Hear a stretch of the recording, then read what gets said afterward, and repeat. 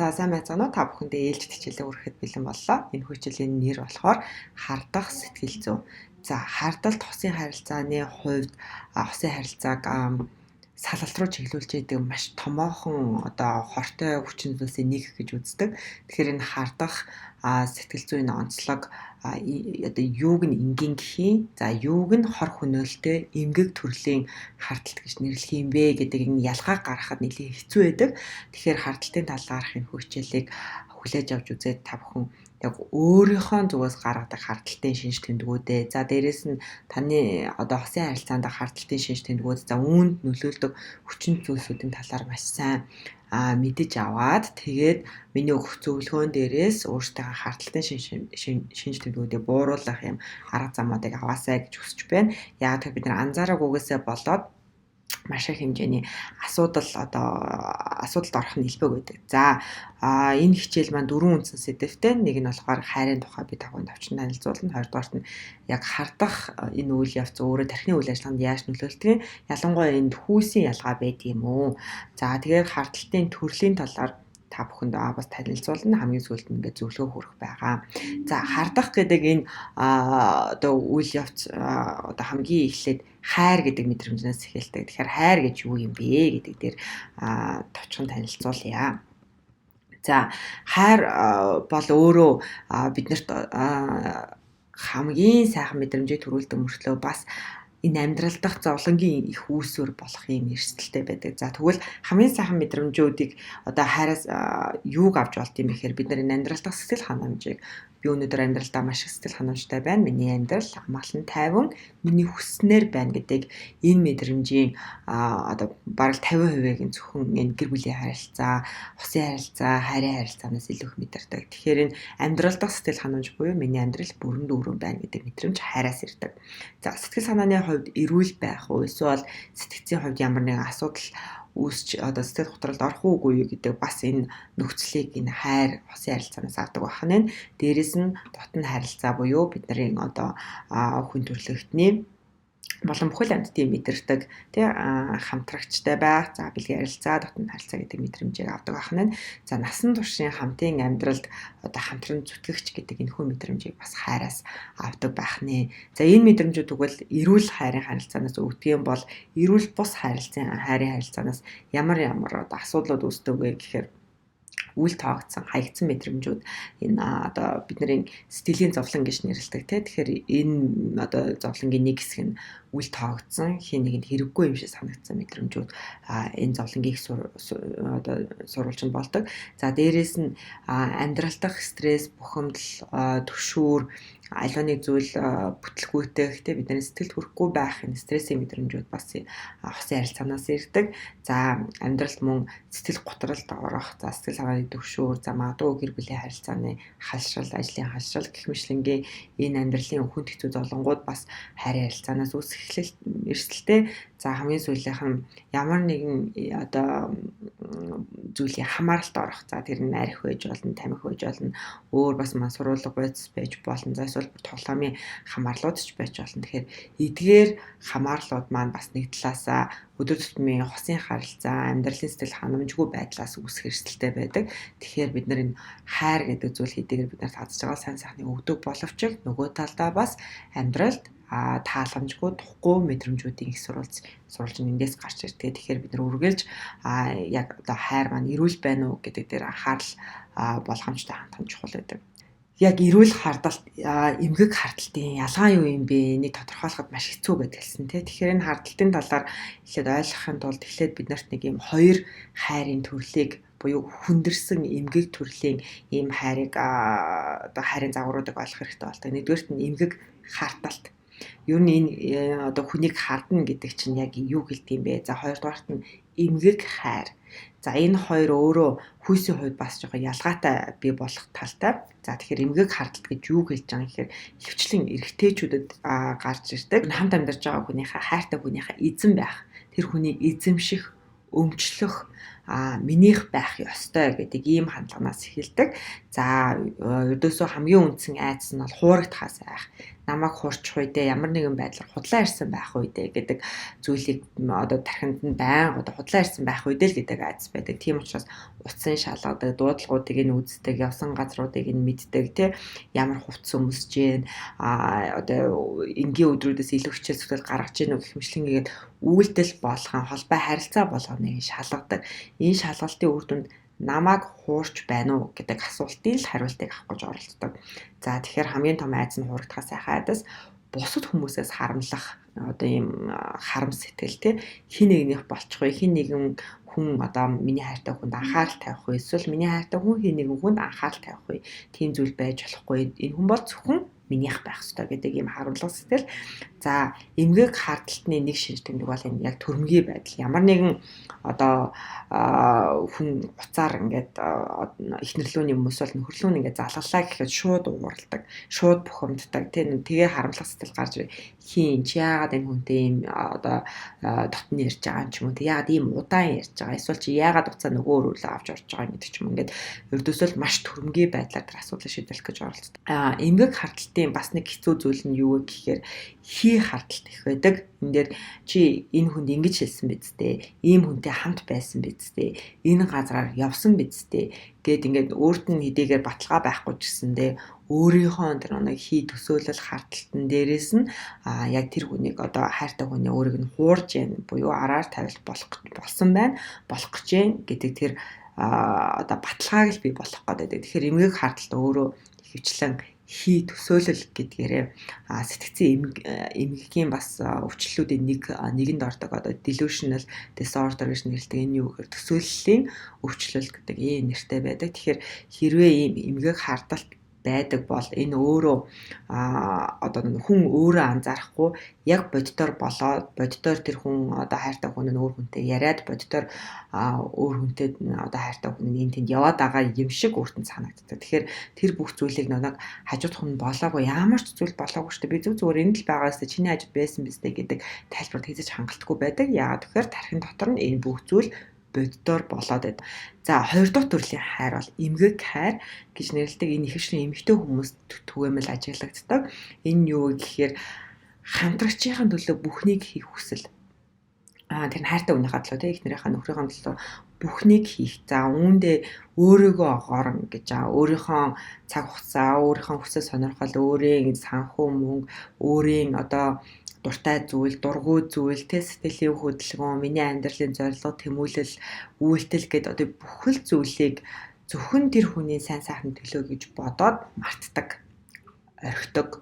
Зөвхөн тэр хүний хийж байгаа үйлдэлөө, тэр хүний хүсэл сонирхол, тэр хүний дуртай зүйл, тэр хүний дургүй зүйлд ингэж уусан шингэж амьдрнаа гэсэн. Тэгэхээр энэ бол эмгэг хайр гэж үздэг. Яа тэгэхээр өөрийгөө тэр чигээр нь алдах нь бас тийм сайн зүйлд хүрэгдэхгүй. Тэгэхээр энэ үргэлж хайр дурлалын энэ харилцаа бол аль болох ижил тэнцүү оролцоотой байвал илүү эрүүл гэж үздэг. Хайртай хүндээ маш их хэмжээтэй буюу бараг хяналтгүй гэж хэлж болно. Хяналт байхгүй. Одоо энэ чинь тэр хүнд ийм одоо халамж хэрэгтэй юу, ийм хайр хэрэгтэй юу, ингэж асуух шаардлага байгаа юу гэж бодохгүйгээр л бүх хайр халамжийг ингэж зориулж яадаг. Тэр нь өглөөнөөс ахуулаад одоо та босоод ирсэн бол одоо энэ хүнд ийм юм хэрэгтэй, тийм юм хэрэгтэй, тэрийг бэлдээд тавьчээ тий. Ойр ойртны ийм зүйлсүүдийг бэлдэж тавих хэрэгтэй гэх тэр хүний өмнөөс л бүх зүйлийг шийддэг гэсэн. Тэгэхээр эмгэг хардталт бол эрэгтэй хүмүүст түлхүү болдог ах нь. За эмгэг хайр бол эмэгтэй хүмүүст ихэвчлэн бий болдог ах нь. Энэ хоёр загвар хоёулаа хардталттай холбоотой. Яагаад тэгэхээр одоо хүнийг эмгэгээр хайрлна гэхээр өөрийгөө тэр чигээр мартаж байгаа учраас тэр хүнийхээ хийсэн үйлдэл болгон дээр нь болгоныг өөртөө тусгаж авна л гэсэн. Энэ хүн намайг ингэж бодоод энэ үйлдэлийг хийсэн байна гэдэг тайлбарууд нь дандаа өөрийгөө буруутгаж тэр хүний зөвтгөх тайлбарууд гарч ирнэ. За эмгэг хардталтан дээр бол одоо тархин дотроо болоод байгаа зүйл бол хий хоосон гэж ойлгохгүйгээр боддоор болж байгаа учраас энэ хүнийг буруутгах нь зөв гэдэг байдлаар хардталтууд үүсдэг гэсэн. Тэгвэл тарих юу нь одоо энэ яг хардталтын үед яаж ажилт юм бэ гэдгийг та бүхэнд би хүйсийн ялгаан дээрээс танилцуулъя. За тэгэхээр одоо хүний тарих бол өөрөө маш гайхамшигтай эрхтэн байгаа. За тарих өөрөө гинтэл бэрхтэлтэй үед бас үйл ажиллагааныхаа хувьд бүрэн бүтэн тогтвортой үйл ажиллагаа хийж чаддаггүй. Тэрний юу гэсэн үг гэхээр бага байхасаа ахуулаад одоо тархиндаа гэмтэл авч ирсэн бол уур бухимдлаа барих чадвараа алдаж болно. За хэрвээ гэр бүлийн хүчээр шилтэй харилцаа байгаа тархиндаа гэмтэл авч ирсэн бол яг энэ аливаа зүйлийг боддоор эрүүлэр одоо нөхцөл байдлыг харахын чадвар алдах эрсдэлтэй. За дээрэс нь архины хэрэглээ өндөр байгаад тахам бол мартагнах өвчлөл нэмэгдэнэ. Мартагнах өвчлөл нь өөрөө энэ эмгэг харталттай зэрэгцэж явж байдаг ийм өвчлөл гэж үздэг. Тэгэхээр энэ дээр тарих гэдэг эрхтнийг бид нар өөрсдөө эрүүл байлгах ёстой юм байна. Ямар нэгэн байдлаар гинтээж болохгүй юм байна тий энэ тархийг хамаагүй одоо зохиох ч юм уу ямар нэгэн зүйлд ингээд санаандгүй мөрөгчих ч юм уу за бага насны хүүхдүүдээ бас ийм хүнд тархины гинтл авч болохгүй ийм одоо спортоор хичээлүүлэхгүй байх гэдэг ч юм бид нар бас тархиа маш их хайрлж хамгаалах хэрэгтэй яг л одоо ходоод гэдсээ хайрладаг яг л хөл гараа хайрлаад гинтэж бэртчихгүй гэж боддог тий яг үүнтэй адилхан бид нар энэ тархиа маш сайн гэж бодож хайрлаж явахгүй бол тархиндаа авсан гэмтлийг бид нар тэр болгон мэддэггүй. Тэгээ бид нарын зан ааш харан шингээ өөрчлөлтөнд маш их нөлөөлдөг. Өдөр тутмын амьдралд маш их нөлөөлдөг. Тэгэхээр энэ дээр тарих гэдэг эрхтэн өөрөө одоо яг ясны цаана байдаг юм бүр бодит тэгээд маш ухаалаг хамгийн ингэж бидний бүхэн шийдвэр гаргаж байгаа ийм томоохон эрхтэн байдгаа энийг гэмтэл авбал өдөр тутмын амьдралд нөлөөлдөг гэж санах зүйтэй. За тэгвэл харталт өөрөө эрэгтэй эмэгтэй хүмүүс яаж нөлөөлдөг юм бэ гэдэг дээр ингээд ялгаануудыг гаргаж ирээ. За юун дээр сэтгцийн өвчлөлүүдийн талаар бид одоо ингээд дэлхийн сэтгэл судлалын шинжилгээ ухаан ерөөхдөө өнгөрсөн ингээд 100 жилийн хугацаанд бол маш эрчимтэй судалж байгаа. Гэхдээ яг би сая та бүхэнд хэлсэнчлэн тарих гэдэг эрэгтэн өөрөө галын ясны цаана байдаг учраас одоо юуны ходоод шиг одоо зүрх уушиг шиг бид нар тийм амархан судалж чаддаггүй дандаа одоо тусгай машинаар ингэж судлах хэрэгтэй болдог. Тэгэхээр өнгөрсөн 100 жилийн хугацаанд одоо 1900 оноос хойш бол анагаах ухааны салбар бол маш эрчимтэй хөгжөөд одоо хүний бөөрийг сольж чаддаг тийм ингээд зүрхэнд массаж хэлбэр хийж чаддаг ийм дээд түвшний хөгжилд хүрсэн бол тархины үйл ажиллагаан дээр ямар нэгэн гэмтэл гаргалаа гэхэд одоо тархины томоохон массаж ажилбаруудыг хийхэд одоо Монголд ч гэсэн хүндрэлтэй байдаг. Тэгэхээр хараахан ингээд дэлхийн нийт бол яг анагаахын шинжилгээ ухаан бусад эрхтэн судалсан шиг тархиа бол судалж амжаагүй. Гэхдээ сүүлийн 30 жилийн хугацаанд бол яг энэ тархины үйл ажиллагаа хүний зан чанарт яаж нөлөөлдгийг, тархины гэмтэл эртэл өөрөө сэтгцийн өвчлөлүүдэд яаж нөлөөлдгийг, за өдөр тутмын амьдрал бидний сэтгцийн өвчлөлтөд болгодгоо гэх мэтлэнгээр яг тарих гэдэг эрхтний үйл ажиллагааг нь өөрийг нь маш сайн судалсан ийм судалгааны сүүлийн дөнгөж 20 жилийн хугацаанд л гарч ирж байгаа. За 20-оос 30 жилийн хугацаанд. Тийм учраас ер нь цаашдаа яг энэ харталтын талаар харталт тархинд яаж нөлөөлдөг тэг яаж тархины үйл ажиллагааг энгийн тайван горимд шилжүүлэх үү гэдэг одоо харталттай холбоотой судалгаанууд илүү хийгдэх бо. Тэгэхээр юу олж мэдсэн юм бэ гэдэг та бүхэнд товчхон ингэ танилцуулъя. Эмэгтэй хүмүүс бол харталт мэдрэхээр урдлын тархины хэсэг одоо үйл ажиллагаанд ороод одоо харталтын мэдрэмжийг авдаг байна. За энэ хэсэг маань өөрөө юутай холбоотой юм бэ гэхээр нийгэмд их шударга байдалтай холбоотой. Ямар нэгэн байдлаар нийгэмд ингээд нийгмийн ёс журмаас гажууд зүйл одоо олж тодорхойлох юм бол яг тархины энэ хэсэг ажиллагаанд ордог гэсэн. Тэгэхээр одоо настай хүмүүстэй одоо зөв харилцаж байна уу те эсвэл хүүхдүүд хажуугаар нь гарахтаа түлхээд унагаа гарчижээвэл бидний одоо яг энэ харталт мэдэрч байгаа тархины хэсэг маань бас адилхан ажиллагаанд ордог гэсэн үг байна. Ийм учраас эмэгтэйчүүд их хэвшлэн яадаг вэ гэхээр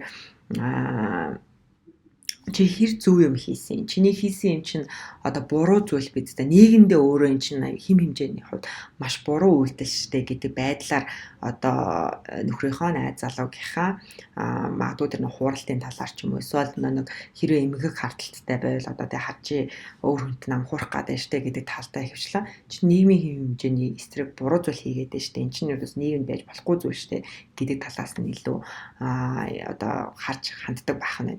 Харин эрэгтэй хүмүүсийн хувьд харталтын хэсэг нь аль хэсэгтэйг ажилтдаг вэ гэхээр амигдала, апоталамус гэдэг энэ төрөмгийн байдал уур бухимдлын хэсэгтэйг илүү их хамтарч ажилтдаг. Тэгэхээр одоо яг энэ хэсгүүд маань ихэвчлэн бэлгийн харилцаанаас сэтгэл ханамж авах, за одоо нэг ямар нэгэн зүйлд ялагдаад ингэх юм бол уур бухимдал төрөөд түүний буцааж ялна, дайрах, дийлэх гэх мэтлэнгийн хүч хэрэгэлсэн харилцаанууд илүү их гарч ирдэг. Тийм учраас хэрвээ одоо ингэ харталттай байгаа за эсвэл үнэхээр хуралд явагдах юм бол энэ дээр одоо нөгөө өрсөлдөгч талын хүнийг ялах, дийлэх гэдэг зүйлүүд нэлээд гарч ирдэг. Эмэгтэй хүн болгож нийгэмдээ буруу зүйл хийсэн, энэ ч нь бол байж болохгүй зүйл гэдэг талаас нь илүү их ярьдаг. Тэгэхээр одоо хардталтын талаар ярихдаа хосууд маань ч гэсэндээ хоёр өөр өнцгөөс яриад чи миний талыг ойлгохгүй, чи миний талыг ойлгохгүй байна гэж хэлэх тохиолдлууд гарч ирдэг. Тэгэхээр энэ маань заавал одоо нэг талаас нь харах гэхээсээ илүү яг нэг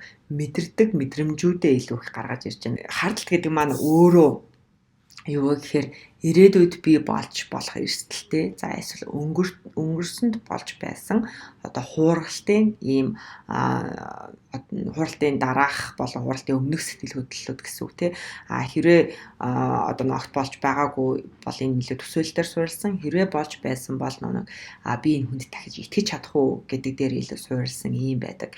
За тэгэхээр энэ хууралтын мэдрэмжтэй холбоотой эмэгтэйчүүд илүү ямар мэдээлэл авах гэж хүсдэг вэ гэхээр сэтгэл санааны хувьд та хоёр хэр ойрхон юм гэдэг талаас нь илүү их асуудаг. Чи тэр хүнд одоо хамгийн дотн юмнуудаа ярьсан уу тий? Одоо өөртөөгөө холбоотой хинч ярьдаггүй надад л ганцхан ярьжсэн мэдээллүүдэд чи хуваалцсан уу гэд хэрвээ тэр хуваалцсан бол эмэгтэйчүүдийн одоо бүр хамгийн хүнд хууралт бол одоо чи надтай л зөвхөн ярьдаг зүйлээ өөр хүнд ярьсан байна. Тэгэхээр эн чинь бол одоо бэлгийн харилцаанд байхаас илүү их намайг өвтөж гэн гэдэг тал руу илүү их эмэгтэйчүүд ханддаг байх нь. Эрэгтэй хүн бол яг бэлгийн харилцаан дээр та хоёр яг одоо яг яасан тий та хоёр яг юу хийсэн бүр ингэ илүү нарийн деталь мэдээллүүдийг авах гэж оролддог. Хэрвээ ингэ бэлгийн харилцаан дээр магадгүй таашаал авсан гэх юм бол энэ бол ердөөсөө хамгийн хүнд хууралтын загвар гэж ингэж үздэг байна. Тэгэхээр энэ эрэгтэй эмэгтэй хүмүүс дээр хэдий нэг үйл явдал болсон ч гэсэндээ илүү хоёр өөр төрлийн мэдээллийг эрэлхийлдэг, хайдаг, тэрнийг хамгийн их чухалчилдаг. Одоо сүүлийн судалгаанууд маань юу гаргаж ирж байна вэ гэхээр энд дан ганцхан одоо хүүсийн ялгаа байхгүй байна. Энд бүр хүүс бараг ерөнхийдөө бараг хоорондоо ялгаа байхгүй байна. Харталтыг мэдрэхэд те. Харин оронд нь юу нөлөөлж байна вэ гэхээр нийгэм хамгийн их нөлөөлж байна. Нийгэм буюу одоо эргэн тойронд болж байгаа үйл явдлууд, нөхцөл байдлууд, за тэр хосын хоорондын харилцааны загвар гэх мэтлэн ийм зүйлсүүд нөлөөлж байна гэж үзэж байна. Мөн бас дутхааргүй хэмжээгээр нь ген нөлөөлж байна. Хүүсээс үл хамааран ген одоо бидний энэ хардталтын загварт нөлөөлж байна гэж үзсэн байна. Тэгэхээр энэ генийн судалгаанууд дээр бол одоо 30%, за зарим судалгаан дээр 32%, за заримд нь 26% генээр дамжиж ирнэ. Хэрвээ эмгэг хардталттай хүн байвал одоо тэрхүү эмгэг хардталтын загварыг одоо эмээг өгөөсөө ээж авахаа одоо энэ генээс авсан байх талтай гэдэг ийм судалгаанууд гарч ирдэг байна. Тэгэхээр ингээд хүүсээс бол хамаарахгүй байна. Энэ генийн судалгаануудыг хийхдээ ихэвчлэн эхрүүдийн судалгаануудыг хийдэг. За энэ дээр бас яагаад ингээд 30% нь ген гэж нөлөөлөд байна вэ гэхээр хоёр өөр газар амьдарч байгаа эхрүүд байлаа гэхэд одоо нэг нь юуны бэлгийн харилцааны талаар, хосын харилцааны талаар нэлээд нээлттэй ярилцаа сурсан. Одоо магадгүй гэрээсээ өөр улс оронд амьдраад те ингээд энэ хосын бэлгийн харилцааны талаар нээлттэй ярь сурсан байгаад нөгөөх нь бас дахиад өөр улсад амьдраад эсвэл өөр хотод амьдраад бэлгийн харилцааны талаар нээлттэй ярь сураагүй байх юм бол нээлттэй ярь сураагүй нь илүү их хардталт өндөртэй байдаг байна. Тэгэхээр үүнээсээ шалтгаалаад энэ нийгэм чинь бас өөрөө генээсээ илүү их оролцоотой буюу 71% нь нийгмээсээ 29% генээсээ гэдэг ийм ихний судалгаанууд дээрээс үндэслэж энэ дүгнэлтийг гаргасан байна. За энэ дээр ген өөрөө нэг маш олон зан чанарыг одоо генээр дамжуулж ингэж өвлөж үлдээдэг. За хардталтанд нөлөөлдөг нэлээд томоохон одоо ойлголт нь юу гэхээр дотн харилцаа гэдэг зүйл хязгаарлагдмал одоо ингээд яг л хоёр хүний хооронд л амьдралынхаа туш байна гэдэг ойлголттой ингээд яг тогтцсон тийм байх юм уу? Эсвэл бэлгийн харилцаа чинь олон төрөл байж болно тийм хүн ер нь бэлгийн харилцааны талаар нэлээд олон зүйлийг мэддэг байх ёстой, олон туршлагатай байх ёстой. Энийг бол нээлттэй ярилцдаг байх ёстой. Бэлгийн харилцааны талаар одоо нэгэндээ хайрлалт дурлсан тийм нуухгүйгээр өөртөө бод санаж байгаа зүйлсүүдийг илэрхийлдэг байх хэрэгтэй гэдэг юм нээлттэй харилцаатай байх тусам хардталт илүү бага байдаг байна. Тэгэхээр энэ дээр энэ хосын харилцааны бэлгийн харилцаа хаалттай байх нээлттэй байх уу гэдэг ойлголт маань хүртэл генээр дамжиж ирэх эрсдэлтэй гэж байгаа учраас та одоо ээж аваасаа тий юуг ойлгож авсан бэ? Одоо бэлгийн харилцаа гэдэг чинь одоо ерөөсөө байж болохгүй бити тийм эсрэг үснийхаа хүмүүстэй уулзч ийм зүйл байж болохгүй гэдэг ойлголтыг хүчлэн авсан уу? Дээрээс нь та үр хүүхдүүдтэй бас өөр юу хэлдэг вэ тий? Эрэгтэй хүүхдийг сонирхож болно, эмэгтэй хүүхдийг сонирхож болно. Чи ингээд эсрэг үснийхаа хүмүүсийг тий хайр дурлалын талаар маш сайн нээлттэй ойлгох хэрэгтэй, эсрэг үснийхаа хүмүүсийг таньж мэдэх хэрэгтэй.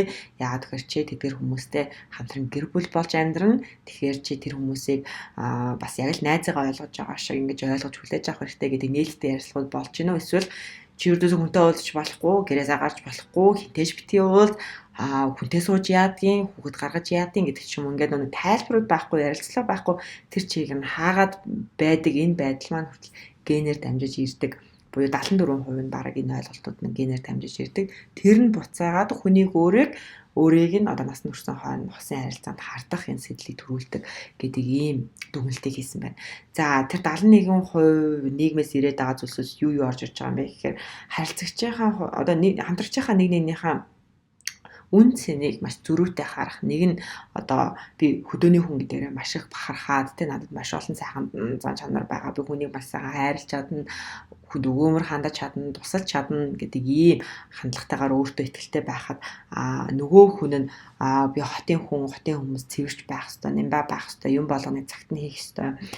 Яг хүнд хэлсэн зүйлээ хэлсэнд нь хийх ёстой гэдэг ийм үнэт зүйлтэй байвал энэ хоёр үнэт зүйлс хоорондоо зөрчилдсөний улмаас үр дүнд нь бас магадгүй нэг нэгэндээ итгэхгүй байх, хоорондоо ярилцлагууд өрнөхгүй байх. За тэр нэг одоо бэлгийн харилцааны талаарх нээлттэй ярилцлагууд огт өрнөхгүй байх. За тэр хэмжээгээр магадгүй хууралт байх. За тэгээд дагаад харталтууд бий болох ийм эрсдэлтэй гэж үзсэн байна.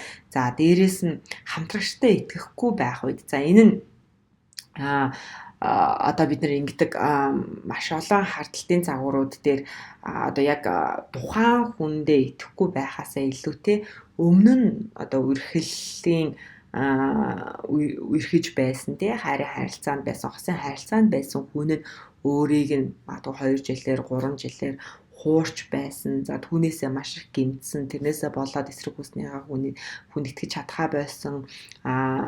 Гихмишлэнгийн бидний өөрийн ингээд сэтгэл зүйд байгаа гэмтэл маань яг одоогийнхын харилцаанд байгаа хүндээ итгэхгүй байх одоо энэ харилцааны их суурийг тавьсан байх эрсдэлтэй байдаг. Тэгэхээр одоогийнхаа байгаа хүнтэй та 8 жил байгаад өмнө нь та хосын харилцаанд 3 жил байгаад тэгээ ингээд одоогийнхаа хүнийг хартаад ингээд тэр хүнийхээ бүхэл зүйлийг ингээд хямдар шалгадаг. Нөгөө хүн нь ингээд таныг харахаараа айгаад уцаа ингээд нуудаг, тэ тань үннээ хэлж чаддаггүй, дандаа ийм айсан байдалтай байдаг. Таачсанд ингээл их нэрээ гамд нөхрөөгөө харахаараа ууралсан, бухимдсан, уцаарлсан уцыг нь харахаараа бүр ингээд тайван байж чаддаггүй. Тэгээ гэртээ байхаараа ихвчлэн хэрүүл маргаан болдог.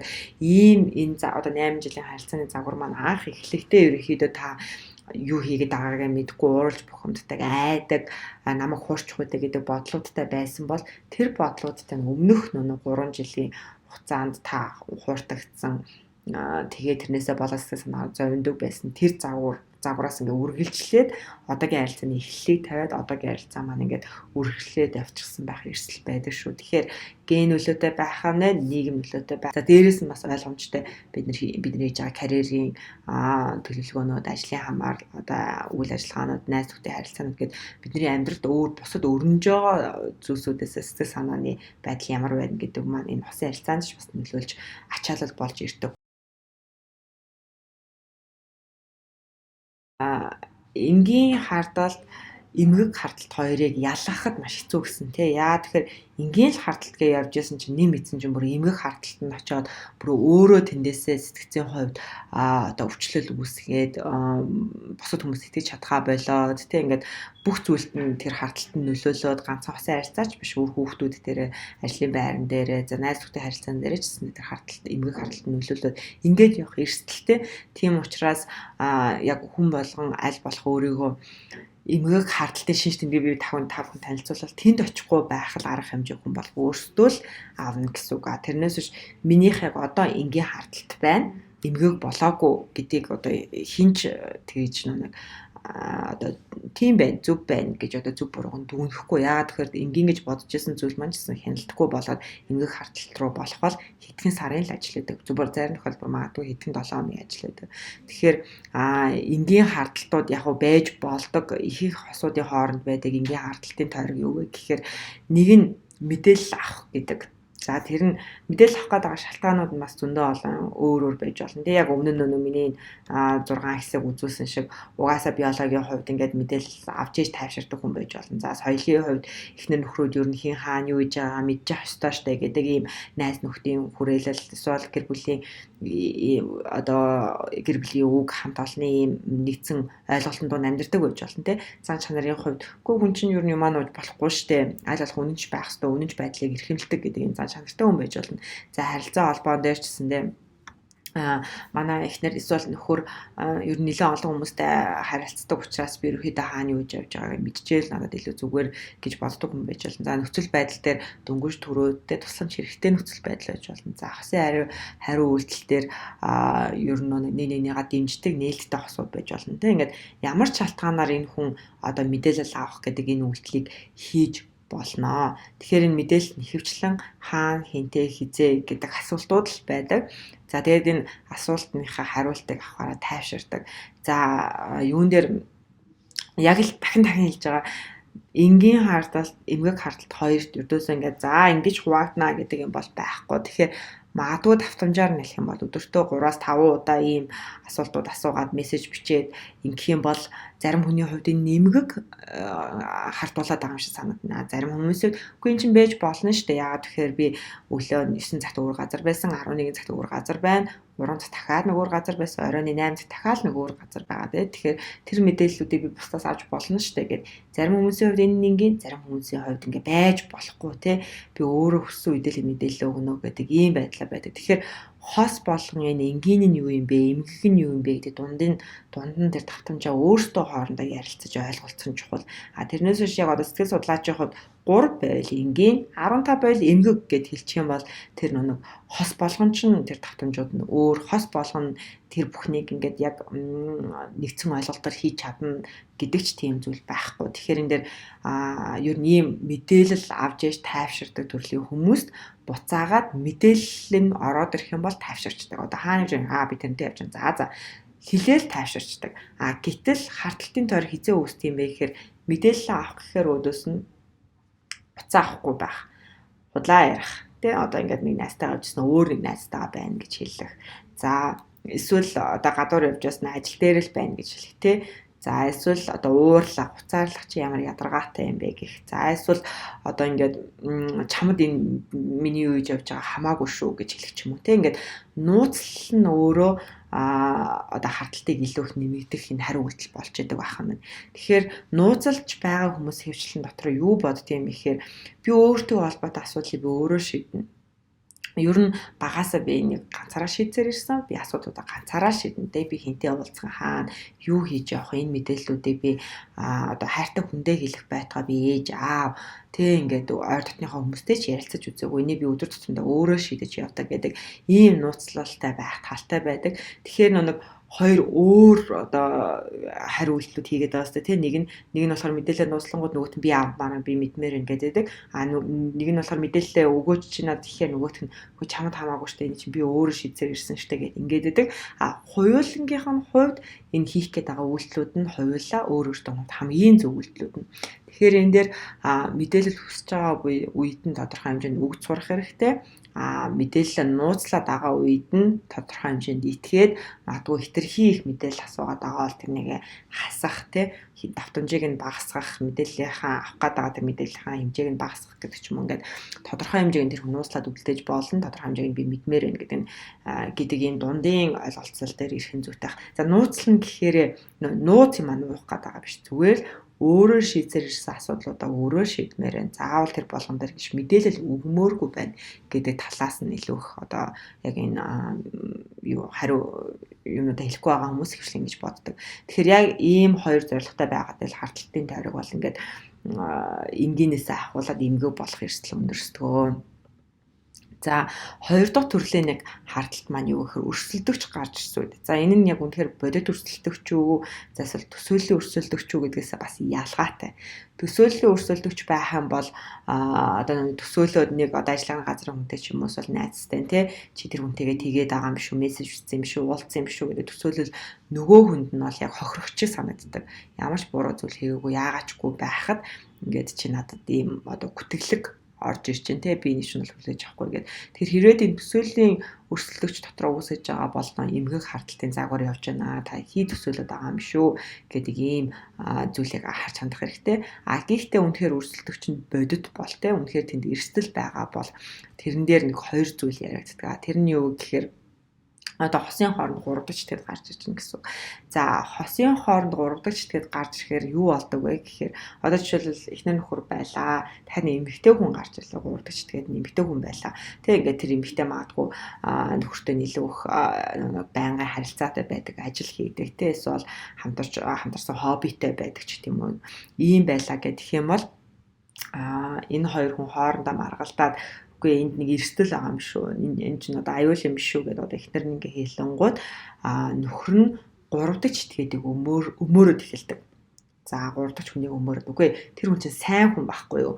Тэр хүн чинь өрдөөсөө одоо бит хоёр хоббигоор ууланд гараад айгүй сайн ингээд надад ингээд яаж хайкинг хийхийг ууланд гарахаа зааж өгдөг. Тэр хүн чинь техник хэрэгслийн хувьд айгүй мундаг. Би тэр нь суралцж байгаа. Тэр хүн чинь өөрөө олон жил ингээд туршлагатай болохоор надад ингээд зааж өгөх амар байна гэд ингээд 3 дахь тэтгэд өмөөрдөг. За энэ нь эхнэрт нь шууд аюул занал хийлэл бодит өрсөлдөгч гэдэг байдлаар гарч ирдэг. Тэгэхээр энэ үед яах хэрэгтэй юм бэ? Хэрвээ ингээд 3 дахь одоо хүн ингээд төсөөлөл юм штэ бодитоор гарч ирж байгаа үед ихэнх тохиолдолд хосууд яг өөрсдийнхөө үндсэн харилцаан дээр одоо төвлөрөх нь илүү чухал. Тэрний юу гэхээр үгүй би чамаас өөр хүн сонгохгүй штэ. Чи миний хувьд хамгийн чухал нь штэ. Чи л миний хувьд ганцхан эмэгтэй хүн нь те. Ингээд би өөр хүмүүсийг эмэгтэй хүн гэж харддаггүй. Тэгэхээр чи тэрэнд бол санаа зовох хэрэггүй гэд 3 дахь сэтгэлийн талаар биш эхнэрийнхээ талаар ярих нь маш чухал байдаг. Тэгэхгүй маш олон хүмүүс 3 дахь сэтгэдийг өмөөрөөд тэгэнгүүт нөө эхнэрт нь тэр хүн надаас илүү чухал юм байна штэ гэдэг мэдрэмжийг төрүүлээд ингээ үлдээждэг. За эсэргээр нь нөхрүүд дээрс адилхан одоо эхнэр нөхөр хоёр байлаа. Өөр нэг эрэгтэй хүн гарч ирлээ. Тэгээ нөхөр нь чи одоо энэ эрэгтэйтэй илүү дотн байгаад байгаа шүү яагаад байгаа юм гэх тэгэхээр үгүй наа залууч айгүй сайн залуу байхгүй ажилдаа айгүй мундаг. Тэгээ би ажлынхаа юмнуудыг асууж ойлгож байгаа ингээд гэх юм бол нөхөрт нь за энэ бол аюул занал хийлэл надад өрсөлдөгч бодит өрсөлдөгч гарч ирсэн байна. Тэгэхээр одоо би тэр хүний дарангуйлж төрөмгийлж ялах ёстой гэдэг ийм нөгөө яг хардталтын төрөмгийлж гарч ирдэг гэсэн үг байна. Тэгэхээр яг иймэрхүү өрсөлдөгч гарч ирж байгаа үед бол ихэнх гэр бүлүүд бол дандаа 3 дахь хүний өмөөрдөг. Дандаа тэр хүний талаарх эрүүл маргаан болох ийм талтай гэтэл тэр нь бол нэг яг одоо хардуулаад байгаа хүний хувьд ямар ч тийм онц ноц одоо юу гэдэг хайр сэтгэлийн байтугай сэтгэл санааны бие физиологийн ямар нэгэн тийм дотн харилцаа байхгүй зүгээр яг өөрийнх нь хэлж байгаагаар ажиллаа сурж байгаа эсвэл тий ууланд гарч уур чадвар авч сурж байгаа ийм л хүмүүс байдаг. Сонсож байгаа тэр нэг 3 дахь тэтгэдэг өмөөрхийг сонсоод байгаа хүний хувьд бол шууд хардталт руугаа ороод тэгээд та хоёр гэдэг ийм ярилцлагыг эхэлдэг. Тэгэхээр тэр нь өөрөө маш аюултай цаашдаа. Тэр аль болох хэрвээ тийм 3 дахь өрсөлдөгч гарч ирэх юм бол нэгэндээ чи бол миний ганцхан сонголт энэ амьдрал надад чухлаа гэдгийг хэлэх нь чухал байдаг. 3 дахь итгэдэг битгий өмөрөөрэй гэсэн. Яагаад тэгэхээр хүн болгон өөрийгөө тухайн харилцаанда ганцхан цорын ганц хүн гэдэг мэдрэмжийг авах хүсэж байдаг байх нэ. За хардталтын хамгийн хүнд хэсэг отело синдром гэдэг нэртэй ийм одоо бүр өвчлөл гэж нэрлэгддэг. За энэ бол хардталттай гэр бүлүүдийн одоо 1% одоо тохиолддог ийм цөөн хүмүүс тохиолддог ийм эмгэг байдаг. За энэ бол огт эрүүл одоо эмгэг гэхээс илүү бүр эрүүл бус хардталт. За тэгээд хий хардталт үүсгэн за хуучнаар бол psychosis гэж нэрлэдэг ийм өвчлөлийн нэг хэлбэр гэж үздэг. За хамтрагчийнхаа хууралтын талаар төсөөллийн зураглалыг аль хэдийн үүсгэсэн байдаг. Одоо ингэж хуурсан. Тэгэхээр энэ хүнийг одоо би шийтгэх нь зөв те. Хуурсан учраас одоо ийм буруу үйлдэлийг нь одоо би шийтгэн гэмтэн те одоо буруу гэдгийг нь заавал таниулна өөрөөр нь хэлүүлнэ гэдэг ийм зорилготой болдог.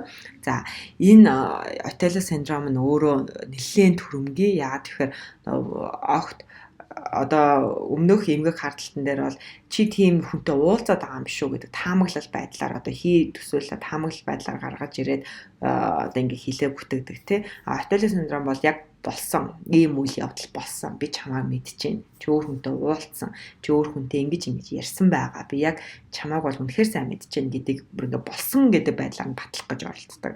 Тэгэхээр ингээд энэ синдром нь өөрөө мартагнах ийм өвчлөлийн нэг хэлбэр гэж явдаг. За мартагнах гэдэг нь өөрөө болсон үйл явдлуудыг өнгөрсөн болсон үйл явдлуудыг тодорхой хэсгүүдээр мартах.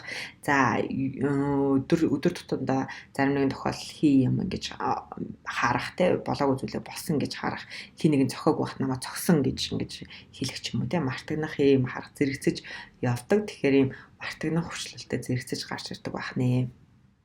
За ерөнхийдөө энэ Otello syndrome-ийн нэг тал нь юу гэхээр уртлын тархины үйл ажиллагаа ерөнхийдөө үйл ажиллагааны хувьд маш их алдагдaltaй болоод эхэлдэг. Уртлын тархи өөрөө ямар зүйлийг хийдэг вэ гэхээр юмыг логикоор боддог, логикоор сэтгэдэг, бодит байдал юу байна? Тэ би юу зөв хийсэн, юу буруу хийсэн, зөв буруугаа маш сайн ялгаж чаддаг.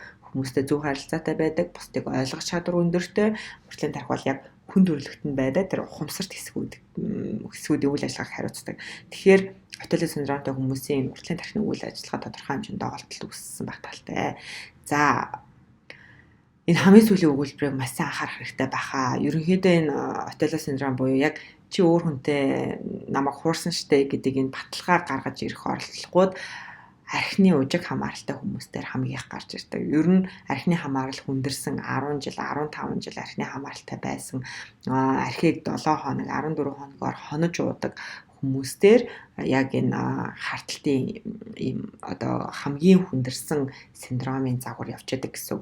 Тэгэхээр арх ууж явж байгаад одоо 3-4 хоногоос нь ахуулаад эхнэрээ хаартах, заалгах чи хинтэй байгаа те эсвэл гэртээ эрэнгуудаа гэр бүлийн хүчирхийлэл болох чи яг одоо намайг орж ирэхээс өмнө өөр хүн байсан бистэ энд чинь гэдэг ийм төрөмгийлэл болох. За тэгээд тэрнийга батлах гэж эхнэртэй хүч хэрэглэх, доромжлох, хараах гэх мэтлэнгүй ийм зүйлсүүд бол яг энэ архины хэрэглээтэй зэрэгцэж орж ирдэг. За тэгээ архины хэрэглээ маань өөрөө уртлын тархины үйл ажиллагаа шууд гинтээж яадаг учраас уртлын тархины үйл ажиллагаа муудах тусам Otello syndrome буюу энэ хардах зүйл маань эмгэгээс илүү хүндэрч яадаг байх нь. За дээрээс нь мартагнах буюу деменшиа гэдэг өвчлөлттэй болж яадаг байх нь. За дээрээс нь бол гэр бүлийн хүчирхийлэл за цаашлаад ердөөсөө л нийгэмд их энэ эрүүл тогтвортой амьдралын загварыг авч явахд маш хүнд хэцүү болсон байдаг гэсэн.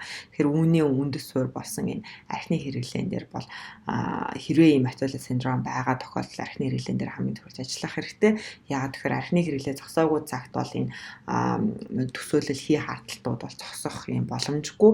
Яагаад тэгэхээр арх уусан үеүдэд тэр хий харталтууд маань шууд ингээ гарч ирж яадаг гэсэн байна. Уртлын тархины үйл ажиллагаа зогссон л бол одоо хий харталтууд маань гарч ирээд тэр хүнд агсан сохтууд тавьдаг ийм загварууд гарч ирдэг байна. За харталтан донд амьдарч байгаа хүний хамгийн нийтлэг шинж тэмдэг бол ердөөсөө өөртөө итгэлгүй байх. Одоо өөртөө итгэлгүй байна гэдэг маань зүгээр энгийн өөртөө итгэлгүй тий. За би энэ зүйлийг хийж чадахгүй байх та. Гэтэ үс оролдоод үзье гэдэг энгийн өөртөө итгэлгүйгээс бүр өвчлөлийн түвшинд одоо би юу ч хийж чадахгүй одоо тий ийм юм хийчихвэл энэ хүн намайг юугаа бодож байгаа бол ингээд одоо хилчвэл одоо энэ хүн намайг яах бол дараа нь юу болох бол гэдэг ийм айдас эмгэг одоо тэрнээсээ болоод гэрээсээ гарч ажил хийж чадахгүй болох найз нөхдөдөө болж чадахгүй байх хамаатан саднуудтай үннээ ярьж чадахгүй байх тий хинт ч ийм өөрийнхөө дотоод сэтгэл хөдлөл үнэн бодит байдлыг ярьж чадахгүй хаалттай хаагдмал ийм байдал руу очдог хүндэрсэн байдал нь тэгэхээр энэ харталтан донд байгаа хүмүүсийн хувьд яг миний амьдрал юу бэлээ надад ямар давуу тал байгаа илээ би юу ямар давуу талуудыг ашиглаж энэ амьдралдаа өөртөө сайхан байлгамаар ямар зүйлүүдийг би болгож болох вэ гэдэг ч юм уу тийм асуултуудад хариултууд огт байдаггүй яагаад тэгэхээр өөртөө итгэлгүй хажуу талын маань хүн намайг ямар нэгэн зүйл буруу хийгээл хаартна гэдэг ийм өөрийгөө буруутгах мэдрэмжтэй байдаг байх нь. За зөвлөмжийн хэсэг дээр нь аюулын тохиолнуудыг ажиглаж харах хэрэгтэй. Энэ юу гэхээр хэрвээ та хоёр хүүхдийнхээ хажууд харталтын талаар хэрүүл хийжээл найзуудын хажууд гэр бүлийн гишүүдийн хажууд олон нийтийн газар хамт олонны хүмүүсийн хажууд энэ ажлын газар дээр гэсэн үг тий. За сэтгэл зүйн зөвлөгөөний өрөөнд тий харталтын талаар чи тэгсэн биз дээ ийм зүйл болсон штэ гэдэг ийм ярилцлагууд өрнөж байгаа бол та хоёрын дунд одоо яг эмгэг харталтууд нэг бол байна. Эсвэл өмнө нь болсон хууралтын мэдрэмжнээс үлдсэн одоо үл итгэх мэдрэмж маань одоо ингээд эмгэг шатанд орж ирж байгаа ийм тохиол болох нь. За ийм тохиолдолд өөртөө хийж болох нэг 6 зөвлөмжүүдийг хүргэж байна. За энэ нэгдүгээрт нь өөртөө итгэх итгэлийг олж авах. Энэ өөртөө итгэх итгэлийг та заавал хосын харилцаанаас олж авах албагүй. Яа тэгэхээр хосын харилцаан дээр та алдсан учраас өөр газраас олж авах хэрэгтэй гэсэн.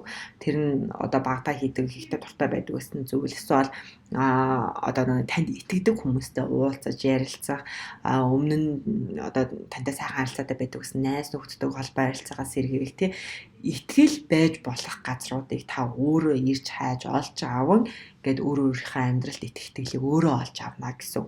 Энэ итгэлийг танаа одоо харддаг нөхөр харддаг эхнэр өгөхгүй та өөрөө л олж аавна.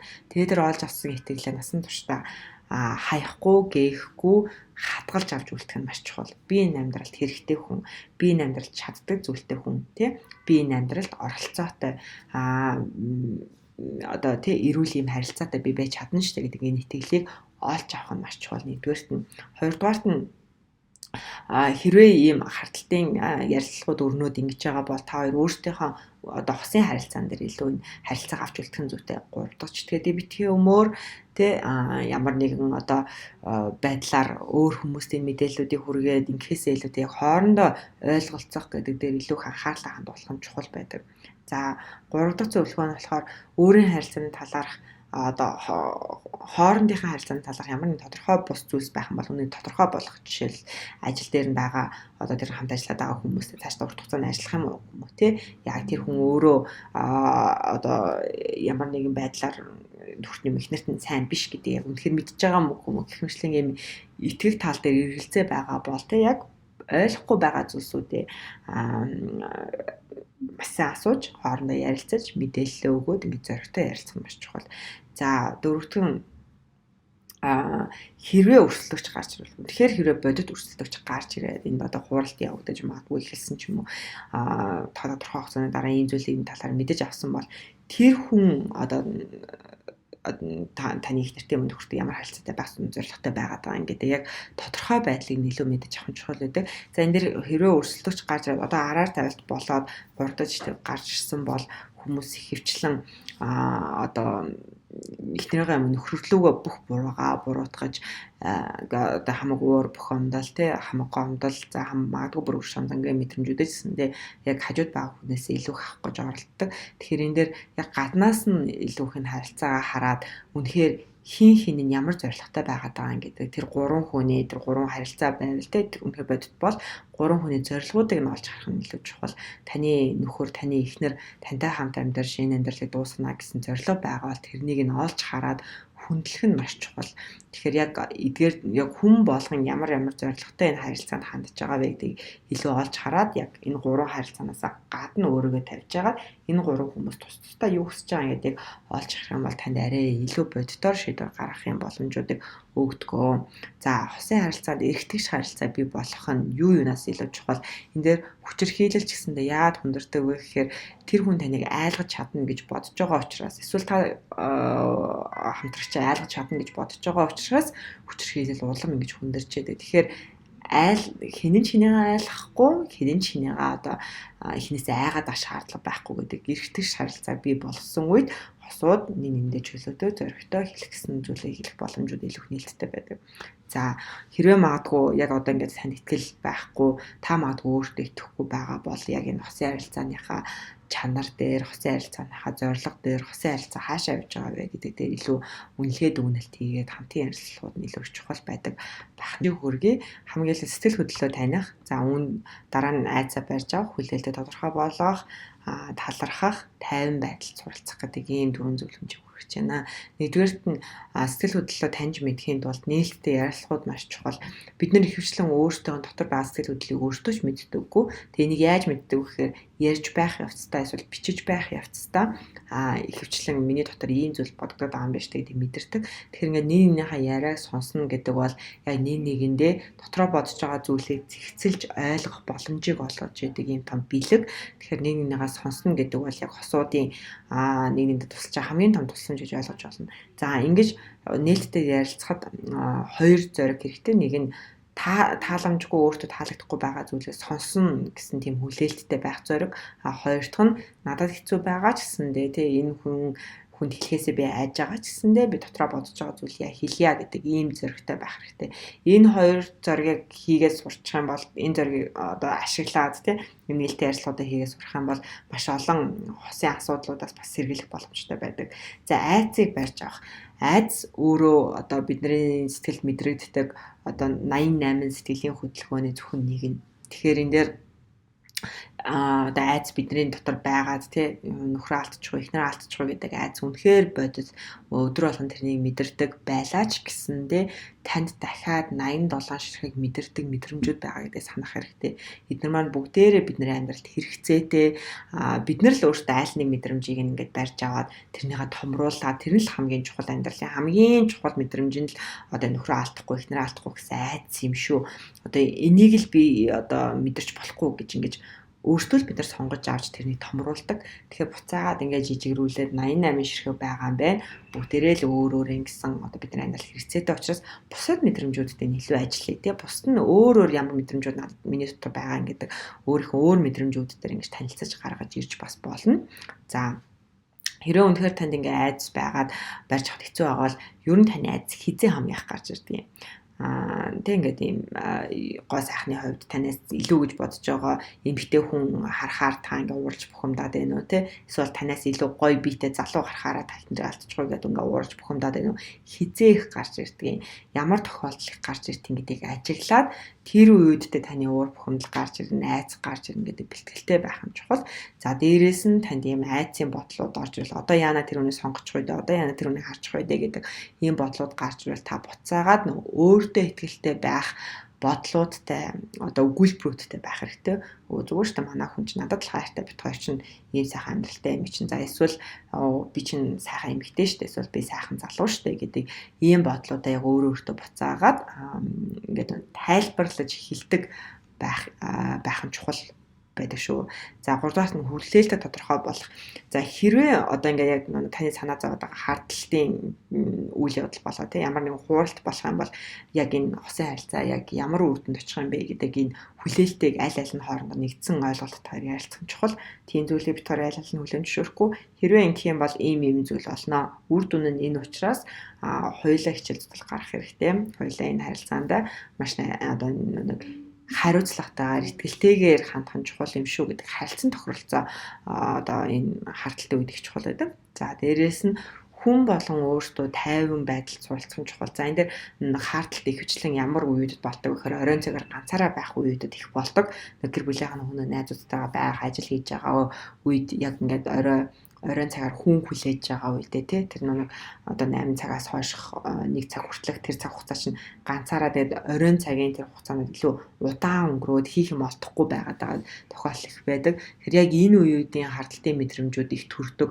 Энээсээ болоод уур бухимдал, гомдол үүсэх тий магадгүй хийх хартах энэ зүйлүүд одоо бий болох эрсдэлтэй учраас амгалан тайван байх замаа та өөртөө л бий болгож сурах нь чухал. Энэ бол танай гэр бүлийн хүн таныг хайрлаж байгаа учраас тэр хүмүүс танд өгөх тэр мэдрэмж огт биш. Энэ бол таны амьдрал одоо хүнтэйч бай, хөнгүүч бай, өрнөж байгаа учраас та өөрийнхөө амьдрал зориулсан амгалан байх бэлэг гэдэг байдлаар нь одоо ганцаараа байж сурах, оройн цагуудыг хөрөг хүн хүлээж байгаа бол амгалан тайван хүлээж сурах гэдэг ийм зүйлүүд рүү бол хандуулж сурах нь чухал байдаг. За ийм 4 зөвлөмжтэйгээр энэ хурцлээ ингээд энэ хүрээд өндөрлөө. Яг хартаж байгаа хүмүүсийн хувьд бол харталт маш бодиттой зүйл байдаг. Тэгэхээр хэрвээ танд эмгэг харталтын шинж тэмдэг байгаа бол энэ бол хий зүйл гэж өөрийнхөө одоо нэг айцтай маш сайн ажиллах нь илүү чухал. Тэрнээс биш манай эхнэр ийм үйлдэл хийхгүй л бол би хартахгүй. Эсвэл манай нөхөр ингэхгүй л бол би хартахгүй гэдэг зүйл нь эцсийн үр дүндээ хүч хэрэглэх болон цаашлаад бүр гэр бүл салгалтын чиглэл рүү ч бүх эрсдлийг гаргаж ирэх юм талтай. Тэгэхээр энэ дээр та бүхэн дороо өөртөө хийж чадах зүйлүүдийг нэг юм уу хоёрхан л үйлчлэлийг амьдралдаа хийж сураасай гэж хүсэж байна. Тэгээ та бүхэн аз жаргал хамгийн сайн бүхнийг хүсье. Манай бусад хичээлүүд болох архины хамаарлын талаар, усын харилцааны талаар, магадгүй араар тавилтын талаарх яг энэ хичээлтэй холбоотой бусад хичээлүүдийг бас сонирхож авч үзээрэй гэж хүсье. Тэгээ бүгдээр нь анхаарал тавьж үзсэнд баярлалаа. Баярлалаа.